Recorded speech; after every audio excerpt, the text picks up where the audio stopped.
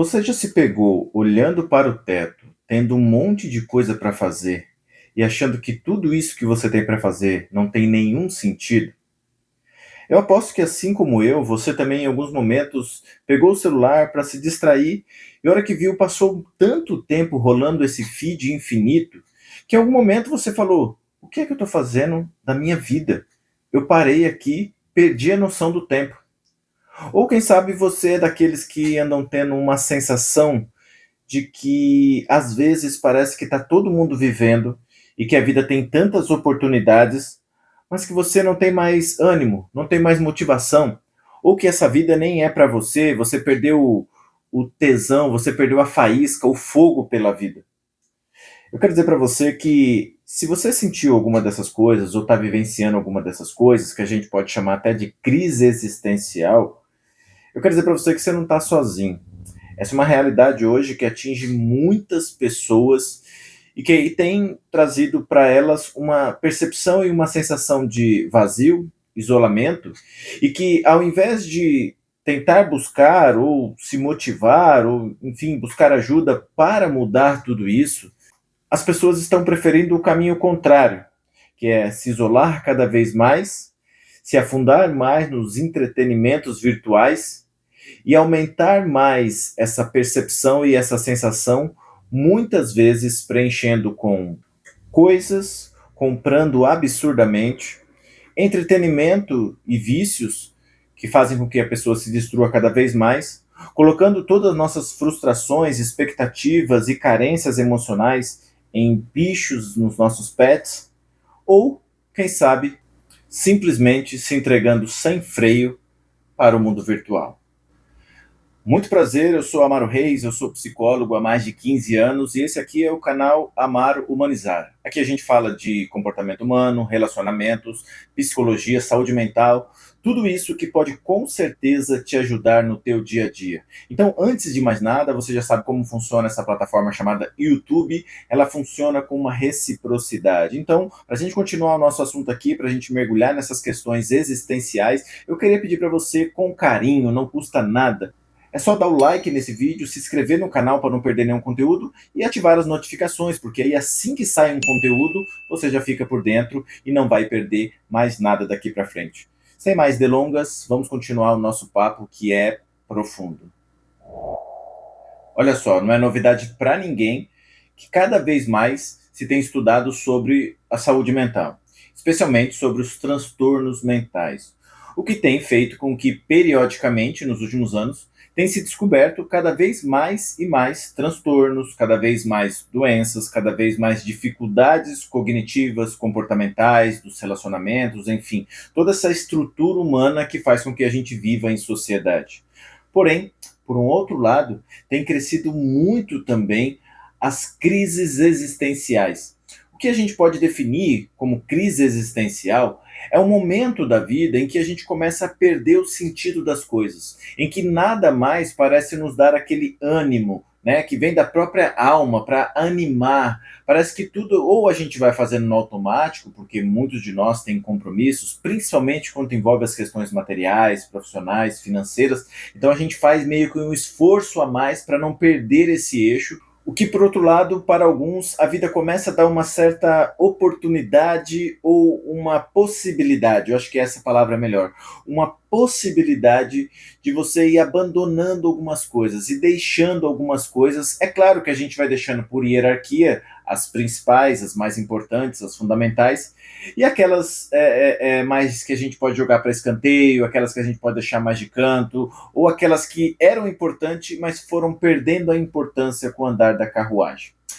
Antes de eu adentrar um pouco mais nessa questão existencial, antes de a gente tentar defini-la, mas mais do que defini-la, acho que a gente precisa descrever, porque o objetivo do vídeo aqui, ele não é de uma aula de psicologia, ele não é com foco em profissionais de psicologia para que saibam lidar com a crise existencial. O foco desse vídeo aqui é você que está tendo essa dificuldade, você que está vivenciando essa dificuldade, você que está sentindo essas coisas profundas aí dentro de você e você não encontra uma resposta séria para tudo isso. É ou não é?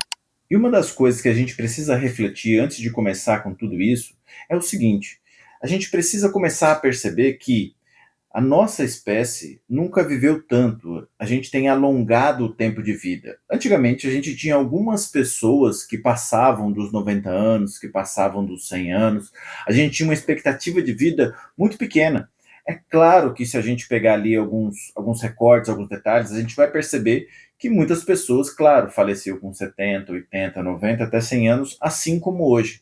Mas quando a gente fala do bloco, da massa, isso não acontecia.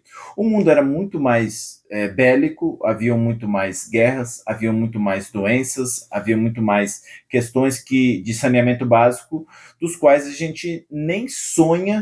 Então é muito difícil para nós imaginar que antigamente se arrancava um dente com um alicate sem nenhum tipo de anestesia.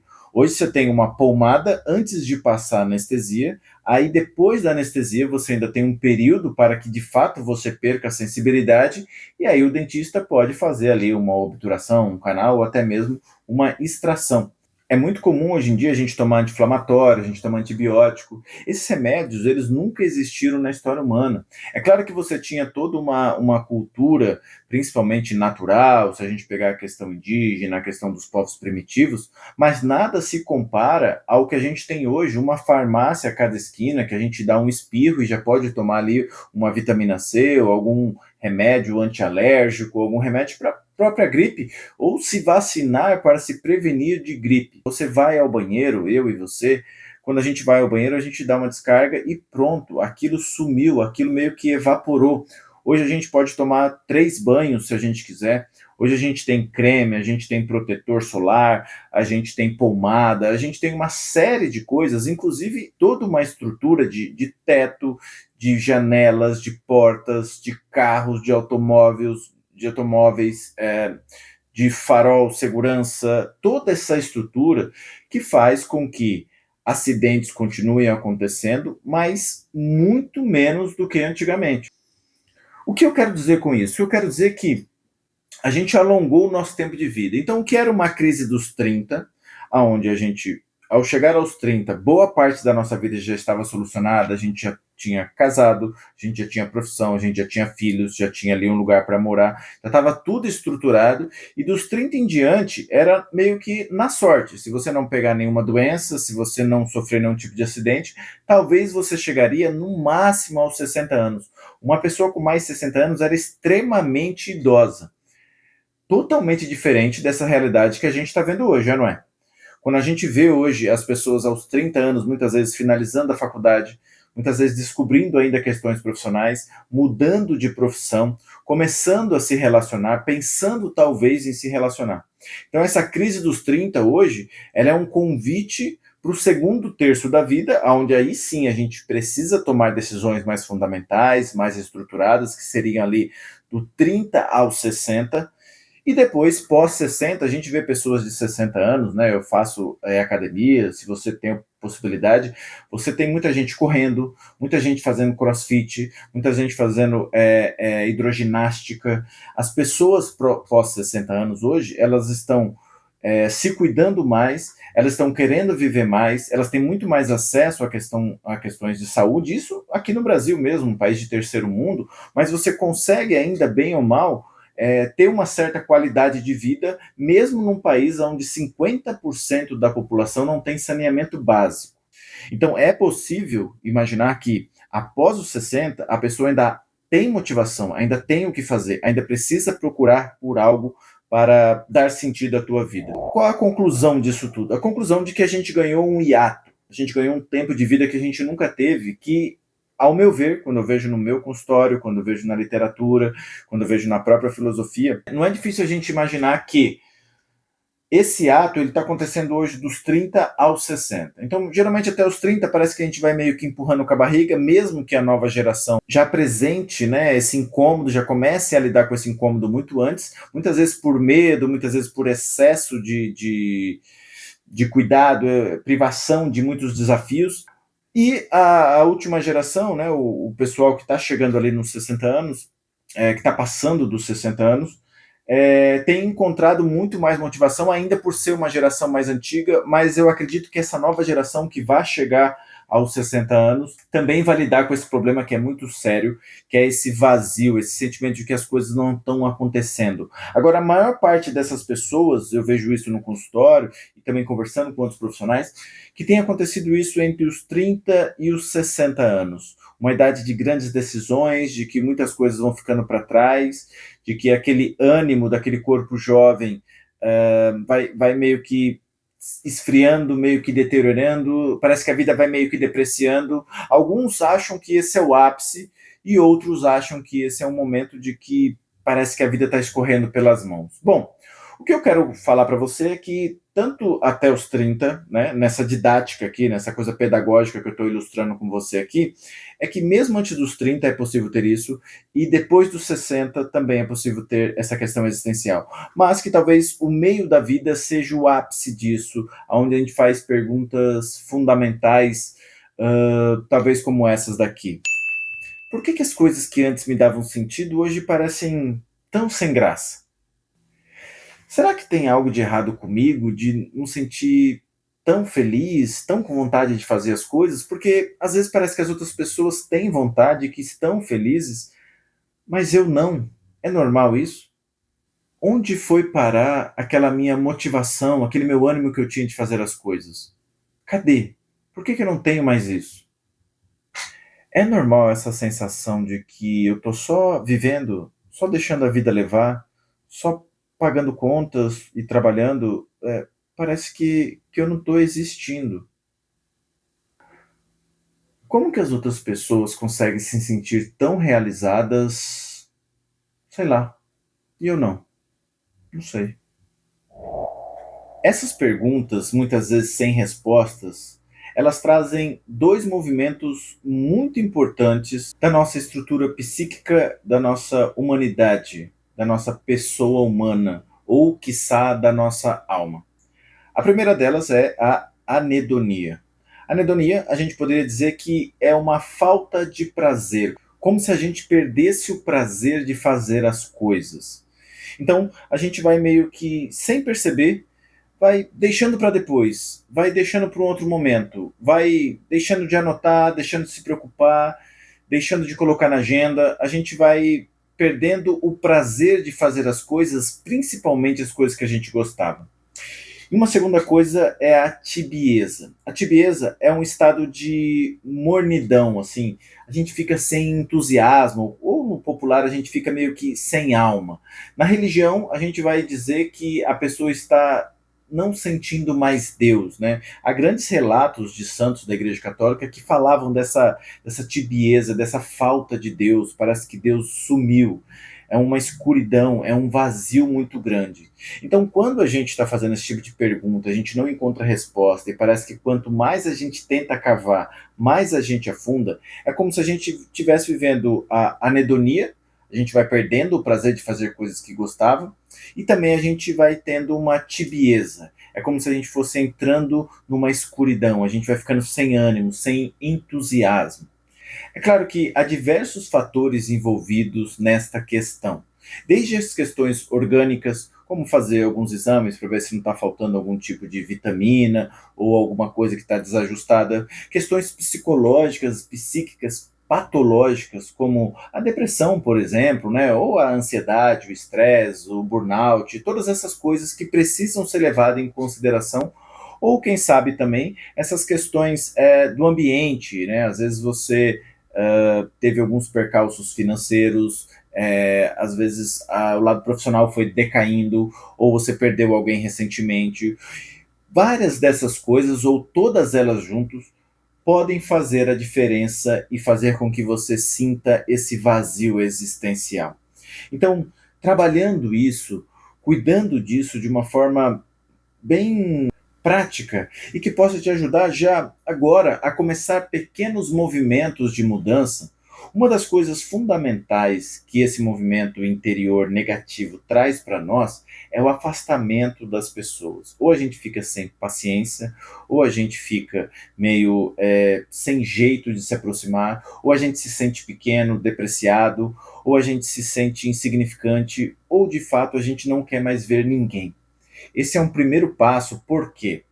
porque há uma carência também existencial junto com esse vazio existencial. Então eu não quero que você se force a estar com pessoas, mas um dos primeiros passos, tirando claro essas questões patológicas ou orgânicas, é que você precisa fazer um esforço. Você vai precisar fazer esse esforço mesmo sem ânimo, mesmo sem entusiasmo, principalmente num campo fundamental da vida humana, que é o campo da amizade. Esse campo da amizade, claro que ele vai culminar, né? Ele vai se canalizar, ele vai correr para o campo das tribos, dos grupos, das pessoas. Mas isso seria uma consequência disso tudo. O que eu quero dizer para você é o seguinte: quando a gente está nesse vazio existencial, quando a gente está nessa crise, é muito comum de que a gente ou se afaste das pessoas, ou as nossas ações fazem com que as pessoas se afastem de nós.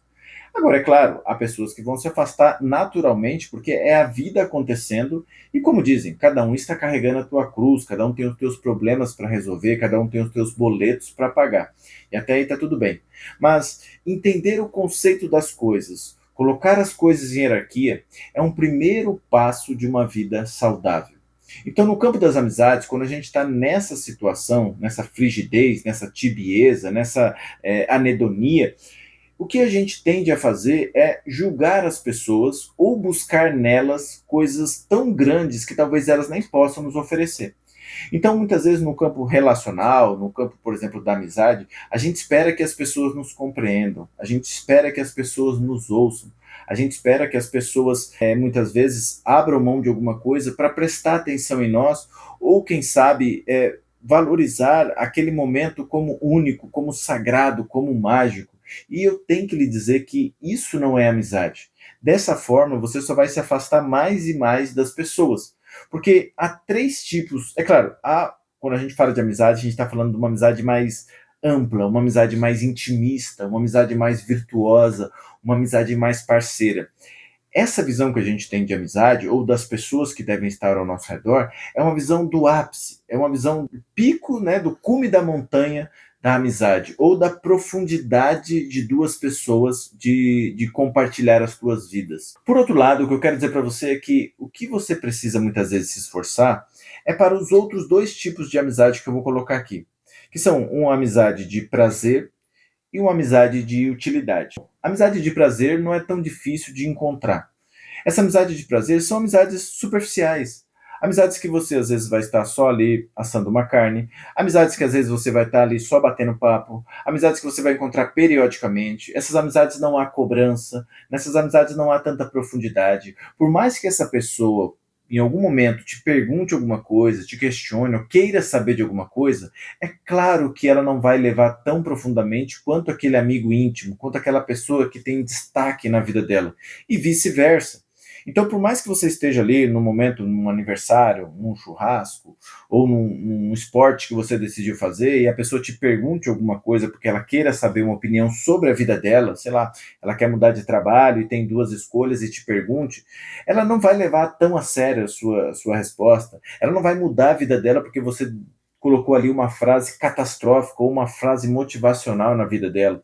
Ela não vai fazer grandes reflexões sobre isso. Ela simplesmente estava batendo uma bola, jogando um vôlei, um beach tênis, ou ali vocês se encontraram num evento e rolou um certo papo sem muita profundidade e ela fisgou aquilo ali. Ou você também pode jogar uma pergunta e não levar essas pessoas tão a sério. Essas pessoas são pessoas para ir a shows, a eventos, praticar esportes, hobbies, ou às vezes entretenimento, diversão, essas coisas mesmo. Há um outro tipo também de amizade ou de colegagem que não está no campo do prazer, está no campo da utilidade. Então, nesse sentido, são pessoas que vão fazer coisas juntos. Então, é a pessoa que vai te acompanhar muitas vezes na academia, é a pessoa que muitas vezes pode até abrir um negócio com você, essa pessoa muitas vezes pode aprender uma coisa junto com você, vocês podem até ir uma na casa da outra, mas é porque você tem algo para oferecer e ela também, só que veja bem, não é de interesse. O que eu estou falando é de utilidade. Então, Você ganha, porque talvez essa pessoa possa te oferecer algo positivo, presença, às vezes ela sabe fazer alguma coisa, às vezes ela tem algum empreendimento que rima com o teu, ou que você usufrui desse empreendimento. Você tem uma amiga, um amigo, sei lá, que corta cabelo e você é mecânico, sabe assim? Vocês começam a fazer uma amizade, vocês trocam informações, vocês têm o mesmo contador, né? Ou vocês dois têm uma loja virtual e vocês trocam experiências, às vezes se encontram para tomar alguma coisa, bater papo. Então, são amizades que não vão ficar no prazer, então vocês não vão fazer coisas prazerosas juntos, pode até acontecer, mas, por outro lado, vocês têm uma utilidade, vocês têm uma troca, vocês têm um ganha-ganha. Isso é muito legal, isso é muito positivo. Agora, por outro lado, há essa amizade que muitas vezes, quando a gente está nessa crise, nesses momentos, como a vida parece que não está fazendo tanto sentido, parece que essas pessoas desaparecem ou a gente, sem perceber, vai se afastando dessas pessoas. Aí a gente está falando dessas pessoas profundas, ou, nesse caso, de uma amizade profunda. Essa amizade profunda, intimista, virtuosa, é aquela amizade que, claro, com a maturidade, com os problemas, com as famílias, tudo escolhas que a gente vai fazendo, às vezes a gente vai ter que se distanciar um pouco. Mas quando se encontra, parece que não parece que faz 2 anos, 3 anos, parece que a gente se viu ontem. E não há muitas pessoas dessa, porque essas pessoas foram construídas na nossa vida.